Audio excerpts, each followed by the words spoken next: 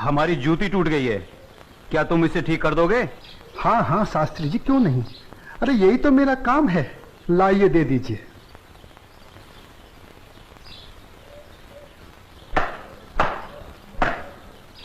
लीजिए शास्त्री जी, आपकी जूती ठीक हो गई। कितने पैसे हुए? जो मन करे दे दीजिए। ये लो। शास्त्री जी, बुरा ना मानो तो एक बात पूछूं? जो पूछना है जल्दी पूछो, हमारे पास समय नहीं है।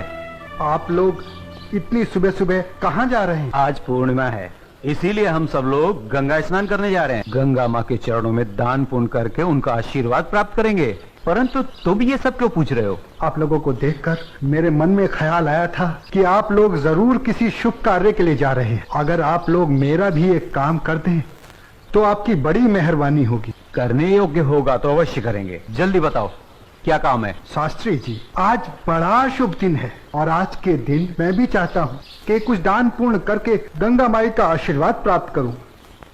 शास्त्री जी, मेरी तरफ से ये दमड़ी गंगा माई को अर्पण कर दें तो आपकी बड़ी मेहरबानी होगी। ठीक है, दे देंगे। लाओ। ये क्या बात कर रहे हैं? ज्ञानी होकर अज्ञानी जैसा काम करते हैं। क्यों, क्या हुआ? राम राम, आंखें होते हुए भी अंधों जैसी बात कर रहे हैं। ये छोटी जाति से है। अगर इसकी छुई हुई दमड़ी आपने छू ली तो आप भी अपवित्र हो जाएंगे। गंगा जी में डुबकी लगाने के बाद भी पवित्र नहीं हो पाएंगे। राम राम राम राम। हाँ, तुम ठीक कह रहे हो। सुनो, तुम अपनी दमड़ी इस पत्थर पर रख दो। जैसी आपकी आज्ञा। ओम अपवित्राय पवित्राय नमः। हाँ, अब ठीक है, अब आप इसे छू सकते हैं। ठीक है, चलो। शास्त्री जी, एक प्रार्थना और थी। अब क्या है? शास्त्री जी, अगर गंगा माई स्वयं हाथ बढ़ाकर मेरी ये भेंट स्वीकार करें तभी दीजिएगा, अन्यथा मत दीजिएगा। अगर स्वीकार करें तो बोल दीजिएगा ये तेरे भक्त रविदास ने भेजी है। ठीक है भाई, हम ऐसा ही कर देंगे। चलो चलो चलो, चलो।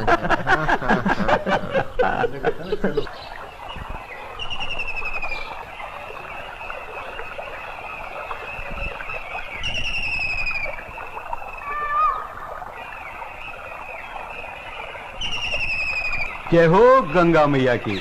हे माँ, तू अपनी कृपा सदा हम पे बनाए रखना माँ। यदि हमसे कोई पाप हो जाए तो अपने इस पावन जल से उसे धो डालना माँ। हे माँ, तू अपनी शरण में हमें सदा रखना माँ। जय हो गंगा मैया। अरे मित्रा, आप कुछ भूल रहे हैं। क्या? अरे वही शूद्र जिसे आपने अपनी जूती ठीक करवाई थी, उसकी दी हुई दमड़ी। अरे उसने कहा था कि स्वयं गंगा माता हाथों से स्वीकार करे तो देना, अन्यथा नहीं। पागल कहीं का। अरे भाई, याद आया याद आया। यही दमड़ी ना? हाँ हाँ हाँ। हे गंगा मैया, ये दमड़ी उस शुद्ध रविदास ने आपको भेंट करने के लिए दी है और ये भी कहा है यदि आप स्वयं अपने हाथों से इसे स्वीकार करें तो ही हम आपको दें। जय हो गंगा मैया। अरे गुरुजी, आप भी क्या उस शूद्र की बातों में आ गए? भला ऐसा भी कहीं हो सकता है कि स्वयं गंगा माँ अपने हाथों से उस शूद्र की भेंट स्वीकार करे? अरे जब हम लोग शूद्र की दी हुई चीज नहीं लेते तो ये गंगा मैया कैसे लेंगी? मैं एक काम करता हूँ, ये दमड़ी मैं अपने पास रख लेता हूँ। मेरा आने और जाने का खर्चा निकल जाएगा। आज दान और पुण्य में बहुत खर्चा हो गया है। ठीक है भाई, इस दमड़ी को तुम ही रख लो। अब चले? चलो भाइयों। ठहरो, इधर लाओ। मेरे भक्त रविदास की दी हुई भेंट मुझे दे दो। मैं अपने भक्त की भेंट स्वीकार करती हूँ। मैं अपने भक्त की भक्ति से बहुत प्रसन्न हूँ। लाओ, वो दमड़ी मुझे दे दो।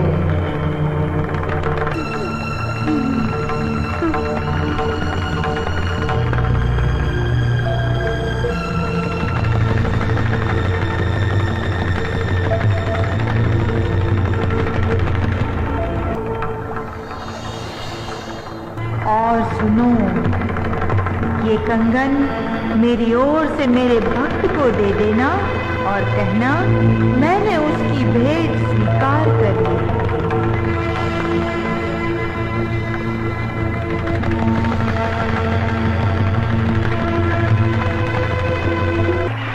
चलो भाई, चलो यहाँ से जल्दी चलो। ये मुझे लगता है ये जरूर उस शूद्र का फैलाया हुआ कोई माया जाल है। चलो। गुरुजी, हमारी आंखों ने जो देखा और हमारी कानों ने जो सुना, क्या वो सच था? वो तो एकदम सच था, किंतु ये बिल्कुल सच नहीं था कि गंगा माँ ने स्वयं अपने हाथों से उस शूद्र रविदास की भेंट स्वीकार की। और मुझे तो लगता है ये शूद्र रविदास कोई बहुत बड़ा मायावी है। हाँ, मुझे भी यही लगता है। मैं अपनी आंखों और कानों पर अभी तक विश्वास नहीं कर पा रहा हूँ। परंतु एक बात मेरी समझ में नहीं आ रही कि इस तरह के मायावी चमत्कार दिखाकर उस शूद्र रविदास को क्या प्राप्त हुआ। प्रसिद्धि, हाँ हाँ प्रसिद्धि। वो यही चाहता है कि हम उसके इस माया जल को चमत्कार समझें। तो आगे की कहानी मेरी पूरी तरह से समझ में आ गई। वो शूद्र यही चाहता है कि उसके इस चमत्कार की चर्चा हम पूरे राज्य में करें, जिससे राज्य के भोले भाले लोग उसे गंगा माँ का सच्चा भक्त समझकर उसकी पूजा करने लगे। आप बिल्कुल सही कह रहे हैं। लेकिन इस कंगन का क्या करें? अरे करना क्या है, दे देते हो शूद्र को। राम राम, कैसी मूर्खों जैसी बातें कर रहे हैं। ऐसा करते हैं, इस कंगन को महाराज के पास लेके चलते हैं। वो जरूर हमें इस कंगन के बदले में उचित इनाम देंगे। हाँ, यही ठीक रहेगा। तो चलो महाराज के पास चलते हैं। लेकिन उस रविदास के बच्चे से क्या कहेंगे हम? अरे हम उसके घर के सामने से ही नहीं जाएंगे। हाँ बिल्कुल ठीक है। और वो इतना अंतर्यामी तो है नहीं। अरे उससे तो पता भी नहीं चलेगा कि गंगा माँ ने उससे देने के लिए कोई कंगन दिया भी है या नहीं। और देखो, ये कंगन गंगा माँ ने स्वयं अपने हाथों से हमें दिया है, इसलिए इस कंगन पर सिर्फ और सिर्फ हमारा अधिकार है। तो चलिए, ये तय हुआ कि कल हम सब महाराज के पास चलते हैं। और कल हम सब लोग डी बाबा वाले पेड़ के नीचे मिलते हैं। जय हो डी बाबा की। नहीं विश्वनाथ जी अभी तक क्यों नहीं आए? मुझे तो लगता है कि इनाम के बारे में सोचकर गुरुजी सारी रात सोए ही नहीं होंगे। तो आ गए विश्वनाथ जी, देर से आए पर दुरुस्त आए। क्या बात है भाइयों, आप लोग रात को घर नहीं गए क्या? अगर घर चले जाते तो धनवान कैसे बनते? चलिए जरा जल्दी चलिए, हमें राजमहल पहुंचने में कहीं देर ना हो जाए। चलिए चलिए।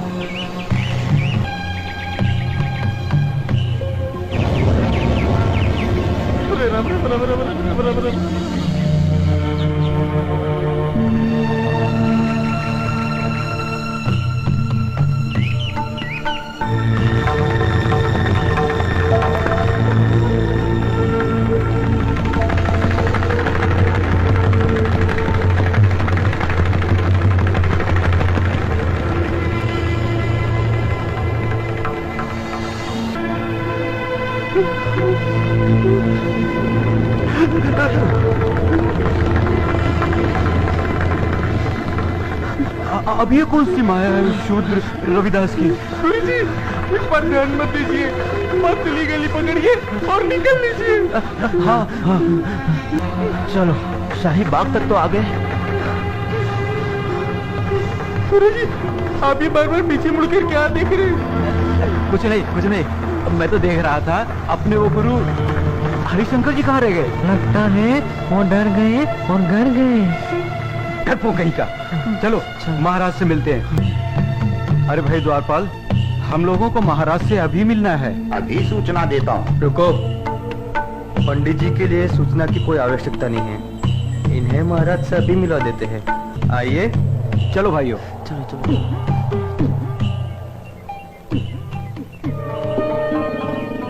महाराज महारानी की जय हो। महाराज, पंडित विश्वनाथ जी आपसे मिलने आए हैं। ठीक है, आने दो। जो आज्ञा महाराज।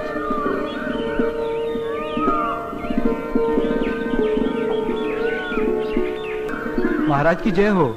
महाराजा काशी नरेश और महारानी को मेरा प्रणाम स्वीकार हो। आप लोग हमसे इतनी सुबह सुबह क्यों मिलना चाहते हैं? महाराज मैं बताता हूँ। हमें हमारी वर्षों की भक्ति से जो फल प्राप्त हुआ है वो हम आपको भेंट करना चाहते हैं। वर्षों की भक्ति का फल? हमें तो कुछ समझ में नहीं आया। अगर भक्ति का फल आप लोगों को मिला है तो उसे आप हमें क्यों देना चाहते हैं? क्योंकि महाराज ये हमारे किसी काम का नहीं, ये तो सिर्फ महारानी जी के योग्य है। ये तो वास्तव में बहुत अद्भुत कंगन है, लेकिन ये तुम्हें कैसे प्राप्त हुआ? महाराज ये कंगन हमारी भक्ति से प्रसन्न होकर स्वयं गंगा माँ ने भेंट स्वरूप हमें दिया है। क्या कहा? स्वयं गंगा जी ने आप लोगों को यह कंगन दिया है? सच महाराज, यह तो बड़ा अद्भुत कंगन है। इसने तो हमारा मन मोह लिया है। लेकिन इस एक कंगन का हम क्या करेंगे? इनसे कहिए इसके साथ का एक और कंगन लाकर दे। सुन लिया विश्वनाथ जी, अब आप लोग पूजा और भक्ति करके गंगा माँ से हमें इसमें का दूसरा कंगन भी ला कर दें। हम आपको मुंह मांगा इनाम देंगे। क्षमा करें महाराज, लेकिन इसमें का दूसरा कंगन हम आपको नहीं दे सकते। क्यों नहीं दे सकते? हमारी आज्ञा का उल्लंघन करने की तुम्हारी हिम्मत? असल में महाराज ये कंगन गंगा माँ ने हमारी भक्ति से प्रसन्न होकर हमें नहीं दिया, बल्कि उस शूद्र रविदास की भक्ति से प्रसन्न होकर उसे भेंट करने के लिए दिया है। क्या कहा? गंगा माँ ने स्वयं ये कंगन रविदास को भेंट करने को दिया है? हमें यकीन नहीं हो रहा। हमें सारी घटना विस्तार से बताओ। बताता हूँ।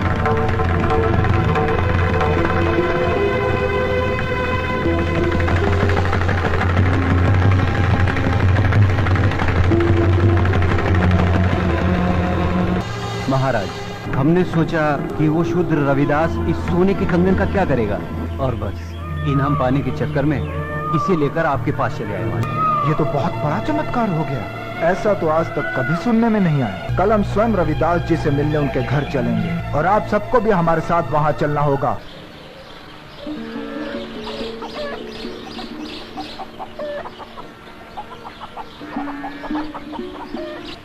रविदास जी, महाराजा काशी नरेश आपसे मिलने आ रहे हैं। मुझसे मिलने आ रहे हैं? पर क्यों? महाराज की जय हो। महाराज आपने आने का कष्ट क्यों किया? अगर मुझसे कुछ अपराध हुआ है तो मुझे बुलावा भेज दिया होता, मैं स्वयं हाजिर हो जाता। वाह ढोंगी वाह, बनकर अपना भोलेपन का नाटक। महाराज इसके भोलेपन को मत चलिएगा, बहुत बड़ा ढोंगी और मायावी। तुम चुप रहो। हमारे सामने फिजूल की बात की तो जुबान कटवा देंगे। रविदास जी, तुमसे कोई अपराध नहीं हुआ है जो तुम्हें हमारे समक्ष उपस्थित होना पड़ता। दरअसल हम यहाँ अपने स्वार्थ और लालच के कारण आए हैं। हम तुमसे कुछ मांगना चाहते हैं। ये आप क्या कह रहे हैं महाराज? मैं गरीब भला आपको क्या दे सकता हूँ? मैं तो जूते बनाकर चमड़े का छोटा मोटा काम करके बड़ी मुश्किल से अपनी गृहस्थी पालता हूँ। आप तो राजा हैं, आपकी कृपा से तो ना जाने कितने घरों के चूल्हे रोज जलते हैं। रविदास जी, हमें इसमें का दूसरा कंगन चाहिए जो केवल तुम ही हमें दे सकते हो। मैं? इसमें का दूसरा कंगन मांगना हमारी मजबूरी है। इस कंगन ने हमारी महारानी का मन मोह लिया है। ये कैसे संभव है महाराज? भला मैं इसमें का दूसरा कंगन कैसे दे सकता हूँ? ये तो बड़ा मूल्यवान लगता है और मेरी ये हालत आपसे छुपी हुई नहीं है महाराज। रविदास जी, ये कंगन हमें तुम्हारी बदौलत ही प्राप्त हुआ है। मेरी बदौलत आपको ये कंगन प्राप्त हुआ है? महाराज मैं कुछ समझा नहीं। हम तुम्हें बतलाते हैं। ये कंगन तुम्हारी भक्ति से प्रसन्न होकर स्वयं गंगा माँ ने तुम्हें भेंट स्वरूप इन लोगों के हाथों में दिया था।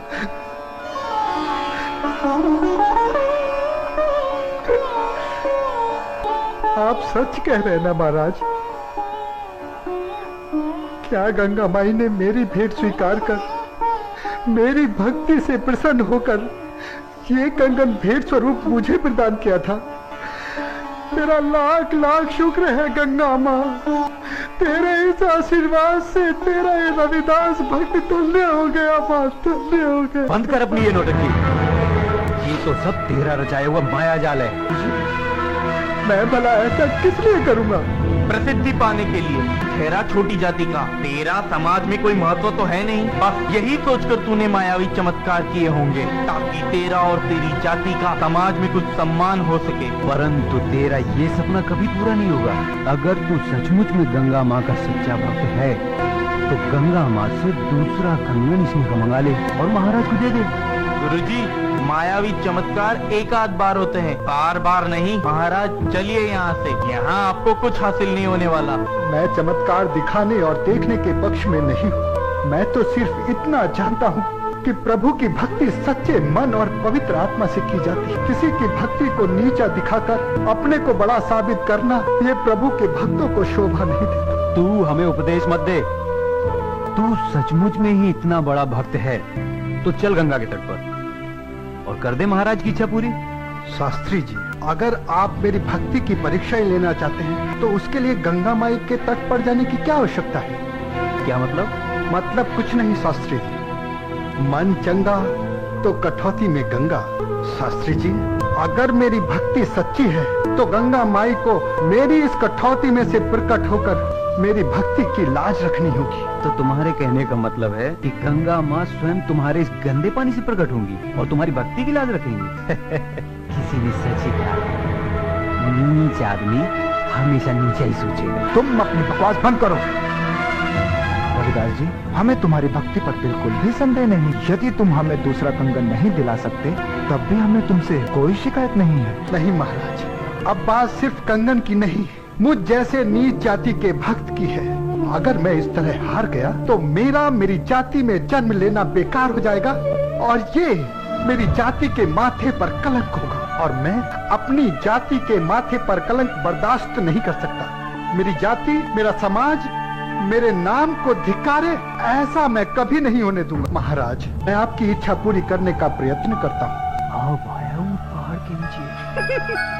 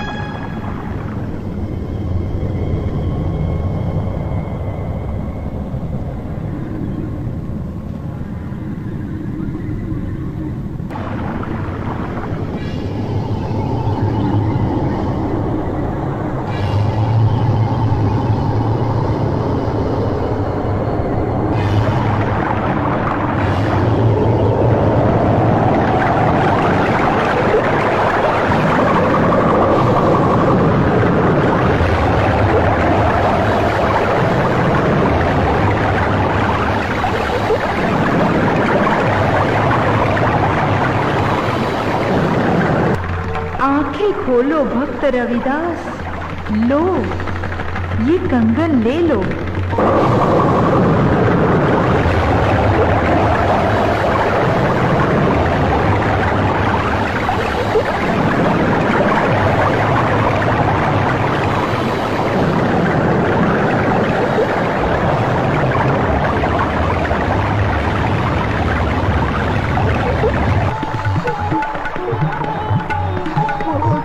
धन्यवाद गंगेबा, आज तूने छोटी जाति को और छोटा होने से बचा लिया। माँ,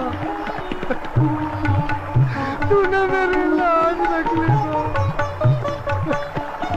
वरना तेरा ये भक्त रविदास आज किसी को मुंह दिखाने के काबिल न रहता। माँ,